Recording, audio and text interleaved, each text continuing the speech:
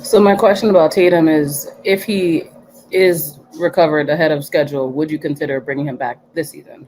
Hell no. Hell no. Hell to the no. I don't care if the Celtics are like 29-0 and Tatum is ready to come back. You no. Uh-uh.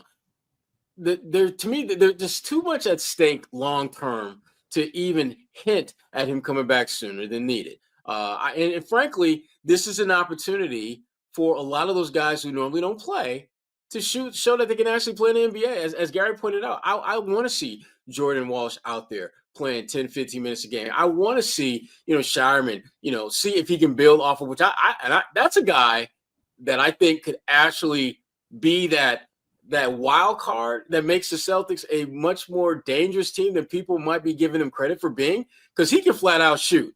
And young fella got a little swag to him too, which to me, if you're going to be a really good player in the NBA, it's one thing to have swag. It's another thing to have swag on a team that is like elite, like the Celtics. Swag on the Washington Wizards ain't the same as swag on the Boston Celtics. Swag in Charlotte on a Tuesday is not the same as swag in the TD Garden against the Golden State Warriors on a Friday night.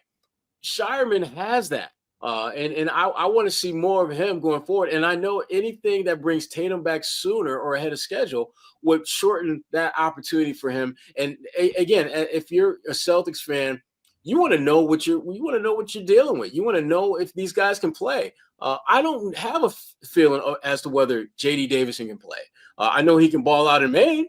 I don't know if he can. I don't know what he can do in the NBA. Same thing with Jordan Walsh. I've seen flashes where he looks like he could be a good 3-and-D guy, but he doesn't play enough or consistently enough, to give you a sense of what he can do. And the same thing holds true with Sharman. So any possibility of Tatum coming back ahead of schedule, I am anti. I don't want to see Tatum other than in street clothes, eating popcorn, high five and deuce on the sideline.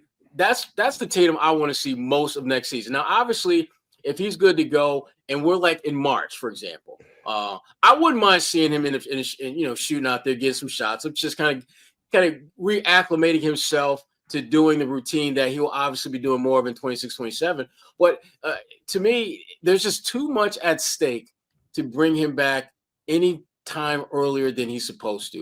And if you're really, really, really in a situation where, let's say, your playoff position is pretty much set, like you're in that 4, 5, 6 conversation, and you're probably not going to fall any further than 6, then I absolutely don't want to bring him back, because at that point, it's like, we've had a good year. If you're the Celtics, if you're in that space, and we don't need to run the risk of our franchise player, having some fluky injury, because it could be something that don't even have to do with the Achilles. It could be just like, a hard foul. He lands hard on that risk, and next thing you know, he's out for, the rest of the season when you didn't really need to bring him back. So bring him back when he's ready, but not a moment sooner than that. Yeah, I mean, I think if he rehabs early, and I'm sure Jayson at this point is meeting with people, doctors, probably other athletes such as Kevin Durant, maybe even a Klay Thompson, who have torn their Achilles, and getting the best advice and the best guidance. He's going to do what's best for his career. And I know he wants to play ball. If he's ready to play and there's no skipping of steps, there's no setbacks, there's no soreness, there's no that's unexpected. You don't want him out there laboring or limping, or you don't want him out there trying to make it work just for the sake of the team. Bring him back when he's completely 100% healthy. That Achilles is strong. He can run. He can do everything that he was doing before. That's what you want. And then you give him, if he needs 10 games to get himself back, give him 10 games or whatever. But don't rush him back. If he's ready, he's ready. But if he's not, damn it, he ain't ready. So to me, don't bring him back when he's ready. Unless he's ready. Don't bring him back early. None of this miracle stuff. None of this, he's back 6 weeks before. No. Like, Jayson, you can practice. You can work out, but no, you ain't hitting the floor.